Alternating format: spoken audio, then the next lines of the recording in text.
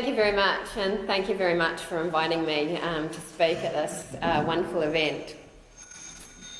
Okay, so I'm an economic and cultural geographer, and maybe what that is will become a bit clear in what I talk about today. I think that's probably the best way of explaining what that is. So part of my work is with the Community Economies Collective, and I'm here today really representing that broader collective and the kind of work we do around the economy. Within the collective, I'm probably one of a few people that are looking at farming and farming innovations in relation to the framework, the economic framework that I'm going to introduce to you today. So I think what I'm going to talk to you about today is going to be really familiar to you. I'm not going to say anything that you don't already know, but what I might be able to do is offer you a framework for putting some of those thoughts within to organise, I guess, how we're already thinking about the economy. So, for instance, in relation to the wind farm, we could look at just exactly how that wind farm is diversifying the economy with some of the tables I present to you today. So I'm really going to just offer you some tools, I guess, to think about the economy, and hopefully they'll be useful in relation to the conversations we're having here around land and caring for the land. So within the Community Economies Collective, what we aim to do is to reframe how we typically think about the economy so that we can highlight ethical forms of economic life. And the aim is by highlighting ethical forms of economic life, we might be able to support them more and make more informed choices, economic choices in our day-to-day life. So members within the collective are working around the world to try and support and grow ethical economic initiatives from the Philippines, in Spain, we have people working, and in Australia. So really all around the world. In the US there's many members as well. My research has been on social movements and how social movements around the economy are making real changes. I've just got some images here of the books that are from this broader Community Economies Collective. And probably the key founders of this collective is two women who go by the name of J.K. Gibson Graham. So they're really the key texts. And I have an image of my book as well, Building Dignified Worlds. And the one at the top, Take Back the Economy, is probably the book that you start with if you're interested in exploring these ideas around thinking about the economy. It's not written as a standard economic text. It's written as a text for communities looking at interested in economic development. And within this book, Take Back the Economy, it has tables and tools. It has a website associated with it where you can print off empty tables to use in community economic development. So it's a real hands-on book, and it was published, I think, last year, so it's a new one too. Okay, if I can have the next slide. Okay, so yeah, it's not these kind of ethical economic initiatives that we hear about when we listen to the news, when we're told about the state of the economy that's said to shape our lives and the kind of options we have to produce our livelihoods. Many scholars have drawn attention to and critiqued a different kind of economy that we're seeing again and again and told about again and again, and it works like a machine. We're told that the economy is a bit of a machine. The idea is that we can tinker with this economy machine, but it should be largely left alone to do its thing. So interventions by unions, by activists, by social movements are seen to threaten the working of this economy machine. And the idea of the self-regulating market is a really good example of how this economy machine is thought to work. So it's best left alone, just like the self-regulating market.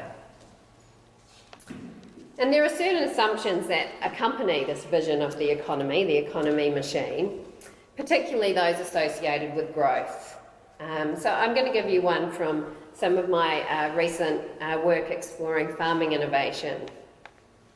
So here, models of agricultural innovation, such as technological transfers or extension or even participatory approaches, are a good example of how agriculture can become to be shaped by this economy machine thinking, where ideals like economic efficiency or productivity that accompany this machine translate to really dominate agricultural thinking. So farming innovation that is aiming to respond to landscape degradation can end up being too narrowly evaluated in terms of productivity and efficiency, how well the farm is working. So even new fertilisers for soil, new organic fertilisers that are designed to respond to landscape degradation can become primarily evaluated according to yield. So maximum production is privileged as the primary way to value the innovation.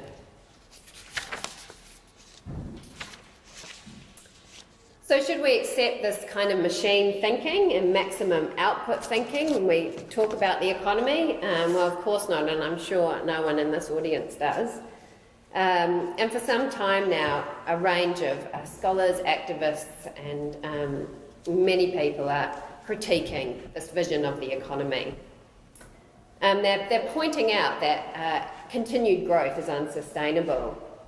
And they're drawing attention to that the economy machine is indifferent to the vast inequalities around the globe. It's pretty indifferent to unethical economic behaviour.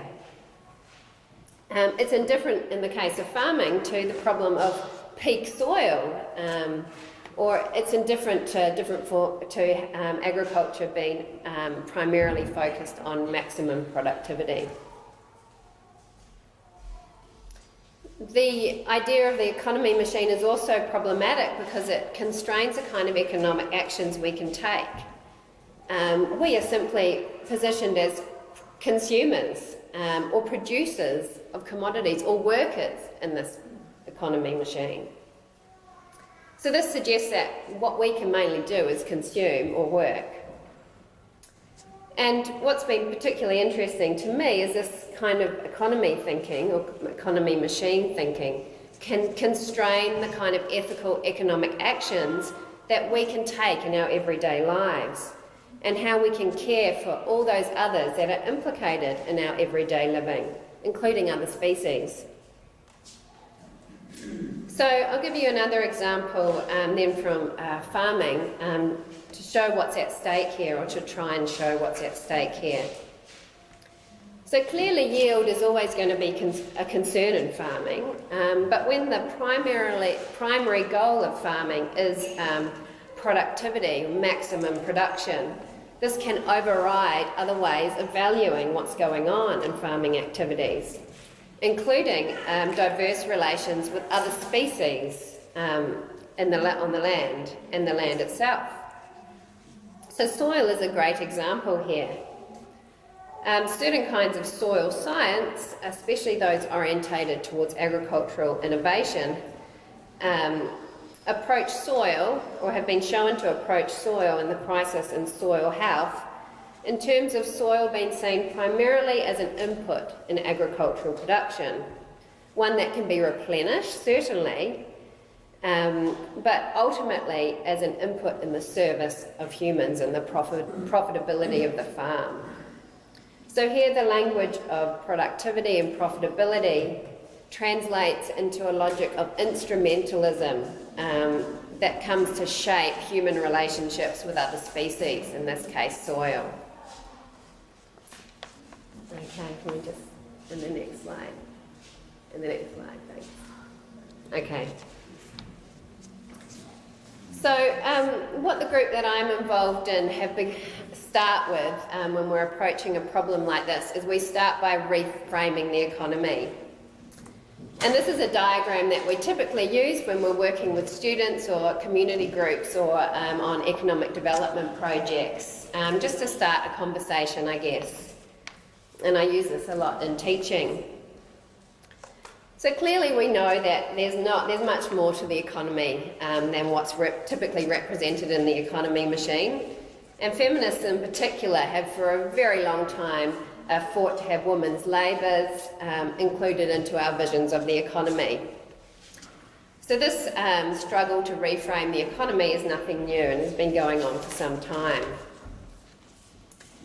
So the Iceberg Diagram is a kind of a mapping exercise that community economies researchers often start with when we're trying to think the economy. What it does is it helps us to see and value all the economic activities that support our lives. And ultimately, the aim is that we can make ethical decisions about the kind of activities we want to support in light of being able to map out all these range of economic activities. So with the Iceberg Diagram, what is often represented as the economy is kind of the above the waterline. That is wage labour for a capitalist firm in a market. And then underneath the waterline is all else that goes on in our economic life. So all those other aspects of the economy that are often not given much prominence. Okay, we have the next slide, thanks. This is another way of reframing the economy, or talking about a diverse economy. And it's perhaps a bit more systematic and organised. So we often start with the Iceberg Diagram and then move to a table like this. So the table was developed by J.K. Gibson Graham in some of the books that I showed you at the beginning of this talk. So here all aspects of the economy are divided up. We have columns representing different ways of remunerating labour, for example. So it might be paid, and there might be some kind of in-kind or cooperative structure, it might be volunteer labour and so on. We have different enterprise types, so that's another way, I guess, of looking at the economy and splitting up and seeing what's going on, from cooperatives to typical capitalist firms to more socially responsible or green orientated capitalist firms. So I guess capitalist firms with kind of an alternative dimension. So different enterprise types, we have different forms of transactions. So alternative markets, say like fair trade, how that works, or non-market transactions, gifts, gleaning, Indigenous exchanges and so on. And more recently, you'll find if you look at the Take Back the Economy book, there's been some more columns added, and there could be much more. This is just, I guess, a start. It's not a definitive end. There's been finance added and different kinds of property arrangements added to the table as well. Okay, so just like the Iceberg Diagram, I guess at the top row is what we typically get represented as the economy. The middle row is like the top row, but with some kind of alternative dimension to it. And fair trade is a really good example of how a market can function differently to produce better social and environmental outcomes. And the bottom row includes aspects of the economy often under the waterline in the Iceberg Diagram and not usually seen as part of our economic everyday lives. And you'll see in this table that so-called good and so-called bad economic activities are here. So at this stage, we try and list everything, and often forms of slavery might end up in this table. The table is an aim of an inventory. It's not, that's the first part in reframing the economy. So a single person's daily activities might occupy many different cells in the table. And likewise, a sector could occupy a number of different cells. So if we looked at farming, for instance, and looked at this table, we would obviously have capitalist-orientated farms. We would have alternative things going on to meet more environmental and social goals. Different kinds of property arrangements would be interesting to explore. And of course, different ways of remunerating labour. So, what does this reframing enable us to do? What do we do next? What's the next stage? If I can have the next slide, thank you. Okay, so opening up the economy in this way aims to provide a space for an appreciation of a wider range of economic relationships, of all of those economic relationships that support our lives. So it quite simply represents an economy overflowing with different types of enterprises, activities, labours, transactions and more. But more than this, a diverse view of the economy enables us to more fully appreciate the ways in which our economic lives are intertwined with others, and thus to make some ethical decisions about which forms of economic life we want to support, premised on this idea that our lives are entangled with others, that we are interdependent with each other. So this is what the community economy that my group uses as our name, the Community Economies Collective, is all about. It's about this space in the middle, this space of decision making in which we come to make decisions about our daily economic lives. So while I mentioned before slavery, while it might be included in a diverse economies inventory, it's unlikely to be part of an intentional economy when you get into the space of decision making. It's unlikely to be an outcome of the ethical decisions we make about which economic activities we want to support. So what I'm beginning to explore in my research is what a community economy approach to agriculture would look like. So in other words, what forms of farming take into account our interdependence with others? And that's, I guess, what we've been discussing here, I think. So these forms of farming practices would have very different relationships to other species on the farm from the instrumental relationships that I mentioned above when I discussed the economy machine. And just to draw this to a close, I'll just give you a brief example. Again, I'm going to look at soil in the hope to connect with some of the conversations yesterday. So while farming and all types of farming may have the intention of caring for other species, when the productivity paradigm becomes dominant, this care can become narrow and instrumental. I've already mentioned that. But when we open up the economy to different ways, maybe the idea of how we care for others can be opened up too. So the idea of living soil is interesting, and it's kind of comes up in concepts like the food map concept. So there's an example of that there. So care for soil, this kind of caring for soil widens from a focus of soil as a service for humans and a service to produce maximum agricultural yield, to caring for soil as maintaining, continuing and repairing living webs of interdependence relations. So where humans are dependent on soil not only for its production, but also for the vital role in a whole range of life processes of many interconnected species, one of which is humans. So if humans are part of soil processes, then they're not just consumers of what is being produced by the soil, but they are also might be considered as producers of organic waste and so on. So in other words, we could see ourselves as part of a soil community. And there are many different farmers that are doing this, that are getting to know soil and seeing soil as part of a community, a living entity that they are entangled with. Thank you. Yeah. So this leads to different kinds of economic relationships with soil. For example, surplus produce can be returned to the soil, or organic waste can be returned to the soil through composting and other methods. And we could take the idea of surplus a bit further.